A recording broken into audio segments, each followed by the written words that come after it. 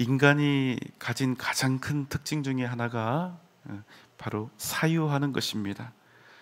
무슨 뜻이냐면 우리 인간은 생각할 수 있는, 사고하는 존재라는 것입니다. 그런데 여러분, 인간이 사유한다고 할 때 그 사유의 의미는 단순히 생각하는 것 그 이상을 뜻합니다. 단순히 생각하는 것을 넘어서 개념을 이해하고 구조를 만들고 추리하고 분별하고 대상을 판단하는 아주 오묘한 지적인 작용을 뜻하기 때문에 그렇습니다. 그러니 우리 인간의 사유는 동물들이 가진 그것과는 전혀 비교할 수 없는 아주 차원이 다른 것이지요. 인간은 사유합니다. 내가 살고 있는 세상과 또 내가 만나는 상황을 분석하고 판단합니다. 내가 지금까지 살아왔던 세상, 내가 그리고 현재 만나고 있는 세상, 또 이후에 만나게 될, 앞으로 살아가게 될 세상에 대해서, 그래서 인간은 고민하며 갈등합니다. 그런데 여러분, 이렇게 인간이 깊이 사유하는 그런 과정을 항상 겪으면서 살게 되는데, 그 결과나 과정이 항상 긍정적이고 원만하기만 할까요? 절대로 그렇지 않죠. 그럼 어떤 일이 일어나겠습니까? 우리 인간이 사고하는 존재라는 사실, 사유할 수 있다는 그 사실은 우리에게 반드시 걱정하고 염려하고 근심하는 그런 일들을 만들어낼 수밖에 없는 것이지요. 이 세상 그 누구도 예외가 없습니다. 앞에 있는 저도 마찬가지입니다.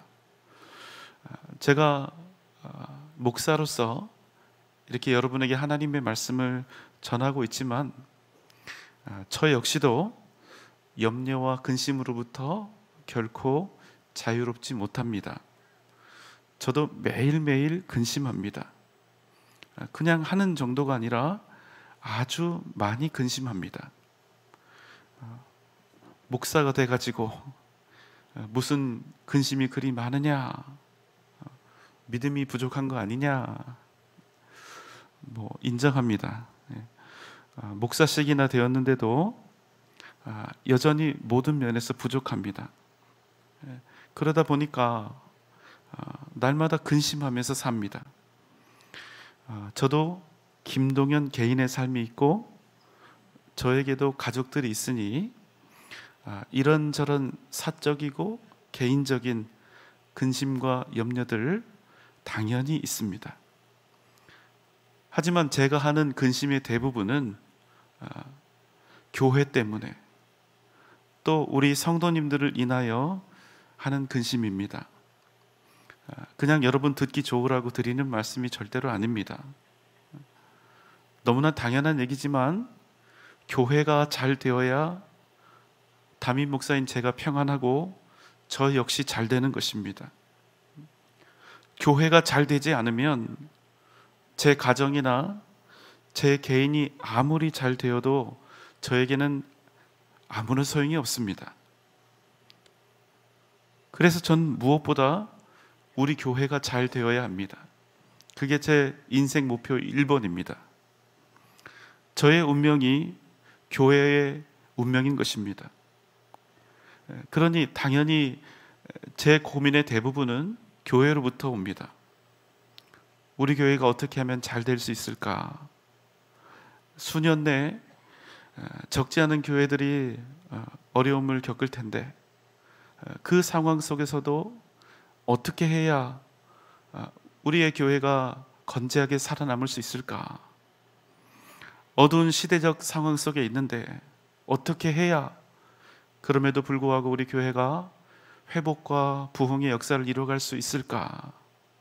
어떻게 하면 이 세상 앞에 부흥하는 교회가 있다고, 그럼에도 예수 그 이름과 십자가의 복음은 유일한 생명의 길이라고, 세상을 향해서 외치는 그런 교회가 될 수 있을까?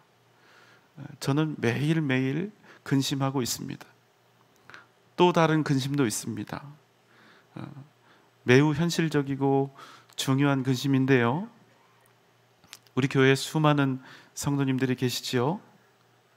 가지 많은 나무에 바람 잘 날이 없다, 이런 얘기가 있는데, 자식을 많이 둔 부모에게는 걱정이 그칠 날이 없다, 이런 뜻이죠.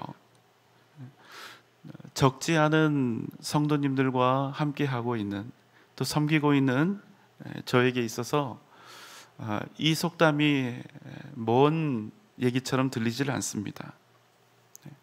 제가 항상 드리는 말씀이지만, 목회는 그저 설교 잘하는 것, 교회 잘 운영하고 행정 잘하는 것, 그것이 아니고요. 목회는 성도들의 삶을 목사 자신의 삶으로 삼고 사는 것, 그게 목회이기 때문에 항상 우리 성도님들에 대한 생각이 저에게 있습니다. 저 자신의 부족함과 연약함에 대한 근심도 있습니다.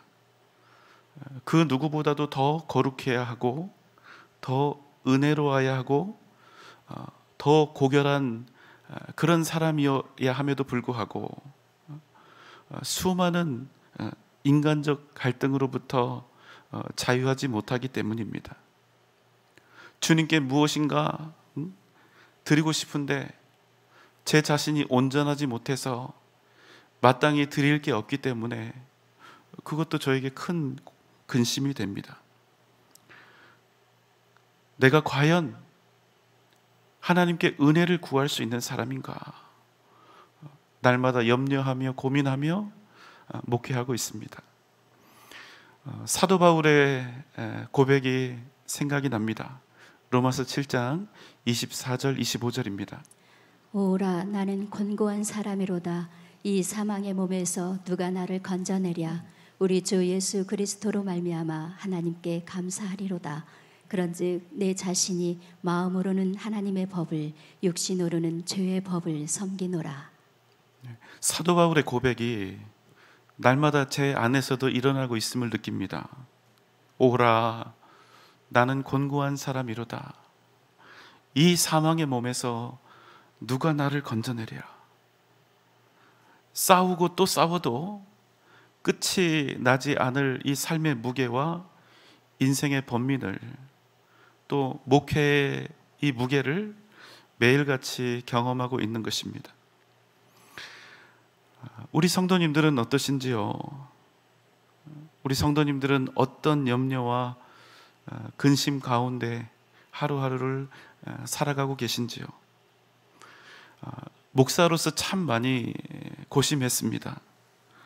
어떻게 하면 우리가 지금 경험하고 있는 이 절망스러운 상황들, 갈등하고 있는 상황들, 우리의 힘으로는 도저히 깨트릴 수 없을 듯 보이는 우리 앞에 있는 이 인생의 견고한 이 장벽들을 우리가 믿음의 사람으로서 어떻게 극복해 갈 수 있을까, 이 고민을 한 것입니다. 더 정확하게 말하면 우리가 이 세상을 이길 수 없잖아요. 어떻게 하면 우리가 이런 상황 속에서 하나님의 은혜를 얻을 수 있을까? 어떻게 하면 하나님의 도우심을 받고, 어떻게 하면 무력하고 연약한 우리가 하나님의 능력을 힘입어서 이 세상을 이겨 승리할 수 있을까? 이 고민을 한 것입니다.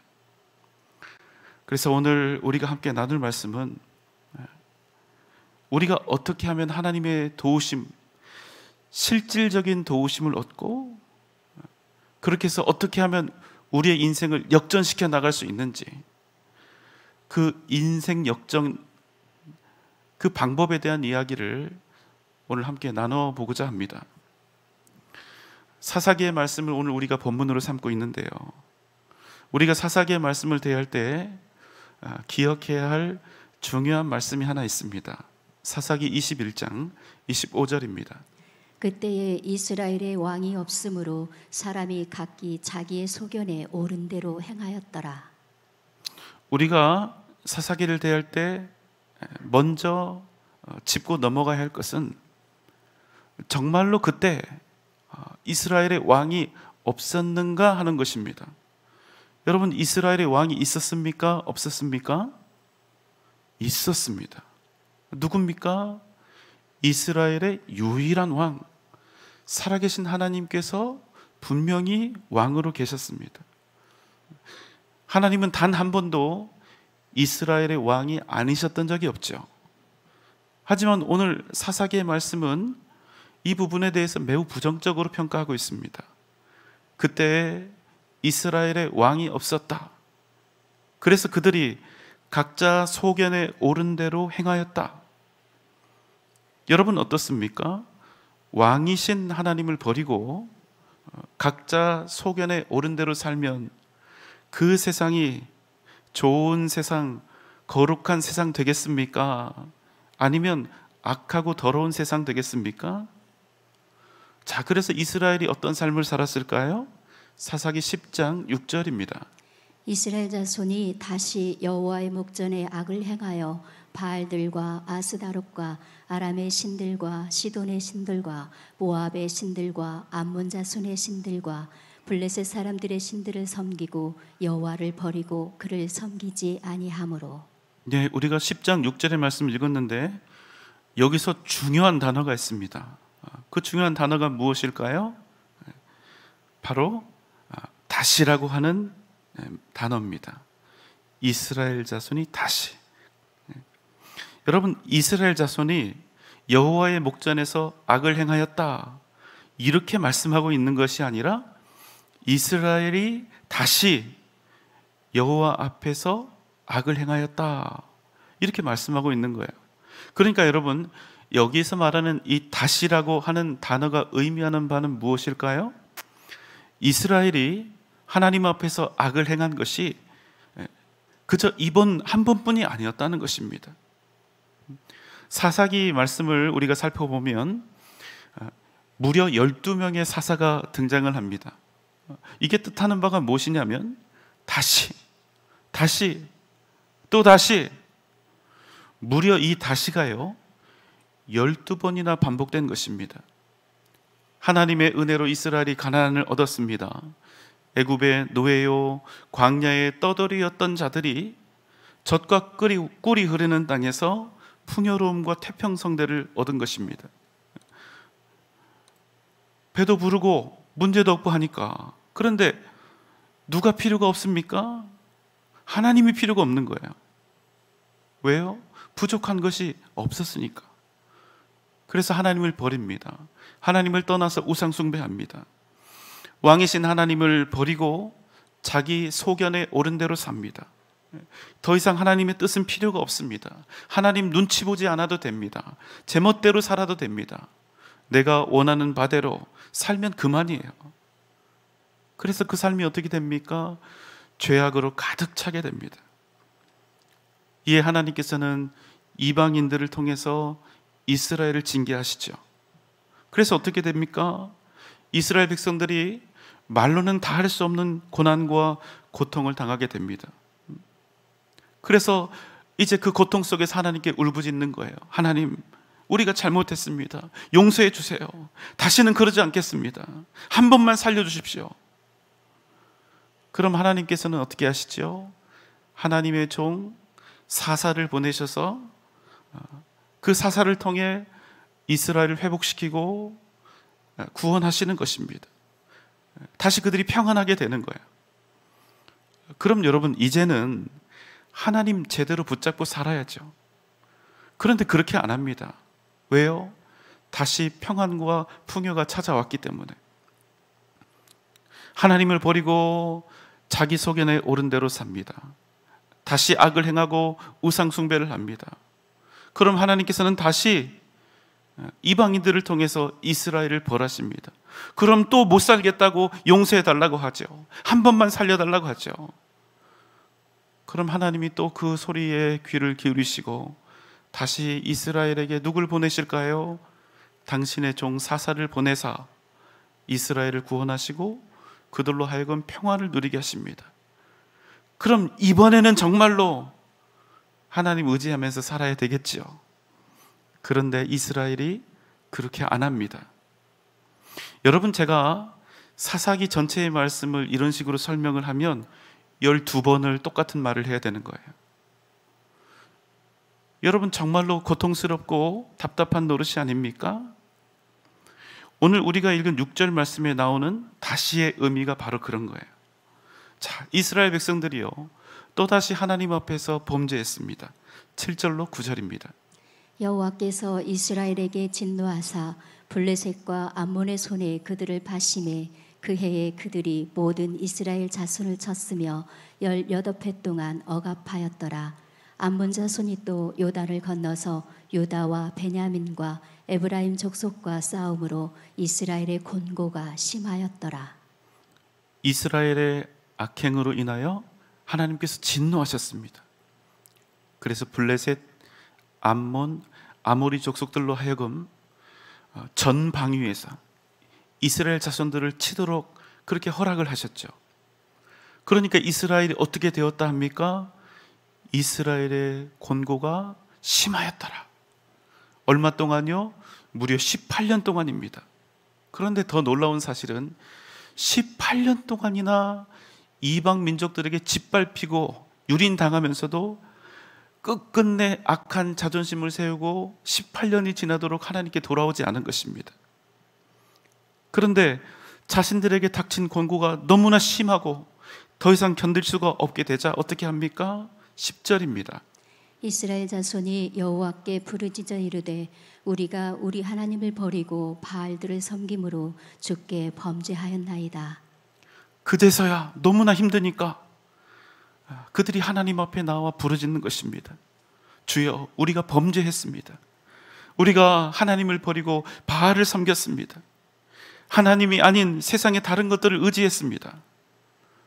자, 그럼 여러분, 제가 방금 전에 말씀드렸던 사사기의 공식이 있죠. 다시의 공식입니다. 하나님께서 그럼 어떻게 해주셔야 맞죠? 하나님께서 이스라엘의 울부짖는 소리를 들으시고 당신의 종 사사를 보내셔서 이스라엘을 살리시는 겁니다. 그럼 이번에는 어떻게 하시는지 한번 보겠습니다. 11절로 14절입니다. 여호와께서 이스라엘 자손에게 이르시되 내가 애굽 사람과 아모리 사람과 암몬 자손과 블레셋 사람에게서 너희를 구원하지 아니하였느냐?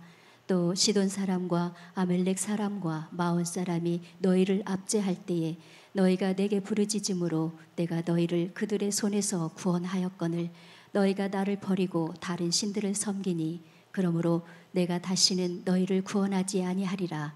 가서 너희가 택한 신들에게 부르짖어 너희의 환난 때에 그들이 너희를 구원하게 하라 하신지라. 이스라엘 백성들이요, 잘못했다고, 용서해달라고, 살려달라고 이렇게 부르짖고 있습니다. 하나님께서 그들의 부르짖음을 듣고 어떻게 하셨을까요? 내가 애굽 사람과 아모리 사람, 암몬 자손과 블레셋 사람의 손에서 너희를 구원하지 아니하였느냐? 너희가 압제당할 때 너희가 나에게 부르짖음으로 내가 너희를 구원하였거늘 그럼에도 너희는 나를 버리고 다른 신들을 섬기니 내가 다시는 너희를 구원하지 아니하리라. 무슨 말씀입니까? 더 이상은 이스라엘 너희를 구원하지 않겠다, 이렇게 하신 것입니다. 이에 이스라엘이 어떻게 합니까? 15절입니다. 이스라엘 자손이 여호와께 여쭈되 우리가 범죄하였사오니 주께서 보시기에 좋은 대로 우리에게 행하시려니와 오직 주께 구하옵나니 오늘 우리를 건져내옵소서. 이스라엘이 다시금 하나님 앞에 엎드렸습니다. 주여, 우리가 범죄했습니다. 주님 마음대로 우리를 처분하옵소서. 다만 우리를 저 이방인들의 손에서 구원해 주옵소서. 하나님께서 이스라엘의 이 부르짖는 소리를 들으시고 어떻게 하셨을까요? 그들을 도우셨을까요? 아니면 돕지 않으셨을까요? 돕지 않으셨습니다. 그냥 놔두셨어요. 왜요? 여러분, 우리가 생각해도 너무나 괘씸한 인간들 아닙니까? 우리도 이럴 때 있습니다. 특별한 하나님 뜻이 계셔서 우리가 잘못을 저지르거나 범죄하지 않았음에도 주님께서 우리에게 고난과 시련을 주실 때가 있습니다. 무엇을 위해서요? 하나님의 영광을 위해서 순결한 당신의 종들을 사용할 때가 있는 거예요. 하지만 여러분, 대부분 우리에게 닥쳐오는 고난은 우리의 어리석음과 우리의 범죄로 말미암는 경우가 대부분이에요. 그래서 그 결과 어느 날 우리에게 하나님의 징계와 채찍이 막 쏟아져 내립니다. 견딜 수 없는 고통과 아픔이 시작됩니다. 그럼 때때로 감이 올 때가 있어요. 왜 지금 이런 시련이 나에게 왔는지, 심지어는 어째서 지금 이런 고통들이, 고난들이 나에게 벌어지고 있는지 아주 정확하고 명확하게 확 그렇게 깨달아질 때도 있습니다. 그럼 어떻게 합니까? 하나님 앞에 엎드려야죠. 엎드려서 용서해 달라고, 잘못했다고, 다시는 안 그러겠다고, 그러니 제발 좀 살려달라고 하죠. 그런데 여러분, 이 기도가 잘 먹힙니까? 안 먹힙니까? 잘 안 먹혀요. 왜 그렇습니까? 정말로 나의 잘못을 인정하고 내가 지은 죄에 대해서 정당한 처벌을 받기 위한 회개가 아니라 지금 내가 당하고 있는 고통과 시련을 어떻게든 최대한 회피하려는 이기적인 목적이 대부분이기 때문에 그렇습니다. 진실한 회개가 아닌 회개 행위를 하는 것이기 때문입니다. 하나님께서 그 검은 속셈을 모르실 리가 없죠. 하나님께서 이스라엘이 이 반복적인 죄 가운데 있었기 때문에 그들의 부르짖음에 응답하시지 않은 거예요. 그런데 여러분, 놀라운 일이 벌어집니다. 어느 날부턴가 하나님의 마음이 근심으로 가득하고 이스라엘의 상황이 역전되기 시작한 것입니다. 15절, 16절입니다. 이스라엘 자손이 여호와께 여쭈되 우리가 범죄하였사오니 주께서 보시기에 좋은 때로 우리에게 행하시려니와 오직 주께 구하옵나니 오늘 우리를 건져내옵소서 하고 자기 가운데에서 이방 신들을 제하여 버리고 여호와를 섬기매 여호와께서 이스라엘의 공고로 말미암아 마음에 근심하시니라. 하나님은요, 이스라엘이 지금 당하고 있는 그 고통과 시련을 마땅하다 여기셨습니다. 그래서 그들을 돕지 않으셨습니다. 그들을 구원하지 않고 내버려 두셨습니다. 그런데 여러분, 어느 순간부턴가 하나님의 마음이 막 불편해지는 거예요. 이스라엘 백성들이 당하는 이 고통 때문에 하나님의 마음이 근심하기 시작한 것입니다. 여러분, 어떤 이유 때문일까요? 이스라엘이 하나님께 회개합니다. 울고 불고 대성통곡하며 용서를 구합니다. 우리가 죄를 지었으니 주님 마음대로 우리를 처분하시라, 그렇게 합니다. 다만 이방인들의 손에서 구원해 달라 하죠. 그리고 여기서 끝난 것이 아니라 어떻게 했다고 합니까? 다시 16절입니다. 자기 가운데에서 이방 신들을 제하여 버리고 여호와를 섬기매 여호와께서 이스라엘의 곤고로 말미암아 마음에 근심하시니라. 이스라엘 백성들이요, 자기들 가운데 있는 이방 신들을 제하여 버리고, 실제로 제하여 버리고 오직 여호와 하나님만을 구하며 섬기기를 시작했다는 것입니다. 우리를 구원하소서, 우리를 건져내옵소서, 단지 말로만 회개한 것이 아니라 어떻게 했다고요? 자기들 가운데 있는 이방신들, 우상들 다 버렸다는 거예요. 하나님보다 더 의지하며 든든하게 여겼던 모든 것들을 실제로 자신들의 삶에서 제하여 버렸다는 것입니다. 그리고 어떻게 합니까? 오직 여호와 하나님만을 섬기기 시작한 것입니다. 그러니까 여러분, 이제는 오히려 누가 근심합니까? 하나님의 마음에 누가 자꾸 걸려요? 하나님의 눈에 당신의 백성 이스라엘이 당하고 있는 그 고난과 고통들이 자꾸만 보이기 시작한다는 것입니다. 하나님의 마음에 근심이 가득하게 된 것입니다. 바로 그때부터 이스라엘의 상황들이 역전되기 시작합니다. 여러분, 단지 회개하는 잘못했습니다, 용서해 주세요, 이 말 때문에 일어난 일일까요? 아니요, 그렇지 않습니다. 그럼 무엇입니까? 우리가 회개하는 목적은 무엇입니까? 하나님께 얻어 터지지 않기 위해서 회개하는 것입니까? 아니요, 그렇지 않아요. 그럼 무엇입니까? 회개의 진정한 목적은 우리의 거룩함을 회복하는 데 있습니다. 그래서 여러분, 회개는 절대로 추상적이지 않습니다. 하나님, 내가 잘못했습니다, 이 말 때문에 우리가 거룩해지는 게 아니라는 거예요. 무슨 말씀입니까? 회개는 반드시 실제적인 거룩함의 회복을 동반해야 한다는 것입니다. 입으로는 잘못했다고, 입으로는 용서해 달라고 하지만 그 삶이 여전히 시궁창 속에 있기를 바라고 그 안에 있으면 안 된다는 것입니다. 그럼 어떻게 해야 합니까? 실제로 하나님께서 싫어하시고 하나님께서 미워하시는 것들을 버려야 합니다. 그리고 잘못했다, 죄송하다, 단지 이런 감정, 이런 느낌, 그런 생각만이 아니라 실제로 내 인생을 거룩하신 하나님 앞으로 끌고 가야 되는 거예요. 여러분, 제가 왜 굳이 끌고 간다는 표현을 썼을까요? 이게 절대로 쉬운 일이 아니기 때문에 그래요. 내 인생을 끌고 하나님 앞으로 나아가는 일은 내 생명을 거는 심정으로, 정말 억지로 힘을 다해서, 무슨 말씀입니까? 내 본성이 원하고 바라고 절대로 포기하지 못하는 세상의 모든 것들로부터 내 인생을, 내 존재를 어거지로 끌고 하나님 앞에 가는 것이기 때문에 그렇습니다. 그것이 아무리 내 인생에서 소중하고 귀한 것이라 할지라도, 그것이 아무리 나에게 큰 기쁨과 즐거움과 유익과 만족을 주는 것이라 할지라도 그것을 버리지 않고 버티면서 우리가 하나님의 도우심과 그 크신 역사하심을 구할 수는 없다는 거예요. 여기까지 해야 회개가 마무리됩니다.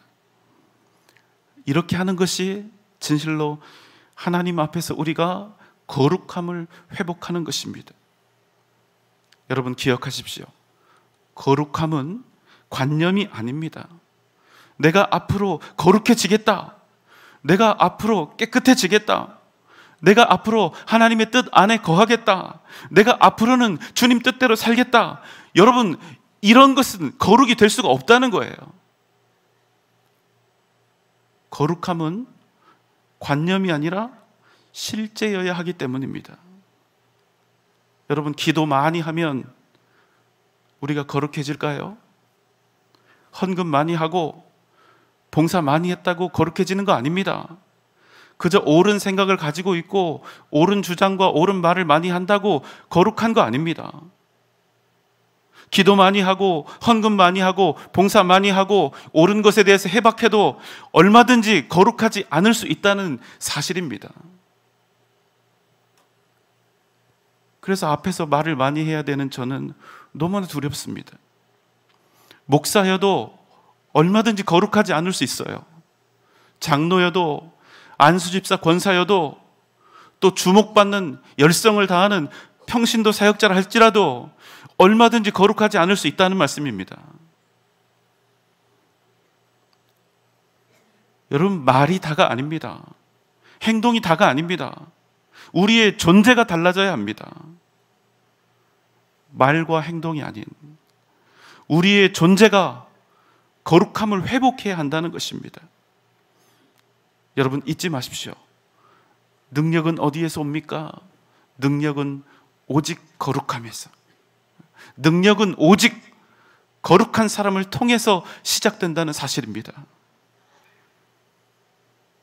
거짓된 거룩, 겉만 번지르르한 가식적인 거룩, 이런 잘못된 거룩에서 벗어나 내 삶 속에서 실제로 거룩한 삶을 선택하며 우리가 주님 앞에 겸손히 엎드릴 때 하나님께서 우리를 보시고 우리가 지금 현재 당하고 있는 고통과 시련에 근심하신다는 사실입니다. 그럼 어떻게 됩니까? 바로 그때부터 우리의 삶이 바뀌는 것입니다. 우리 삶의 위대한 역전의 스토리를 하나님께서 만들어 가신다는 사실입니다. 여러분 믿습니까? 사랑하는 여러분, 부디 여러분의 삶 속에서 거룩함을 이루어 가시기 바랍니다. 그럼 여러분을 통하여 반드시 하나님의 구원하심과 생명의 역사, 그 위대한 능력이 나타나게 될 줄 믿습니다. 오직 믿음으로 승리하는 복된 여러분 되시기를 주님의 이름으로 축원합니다.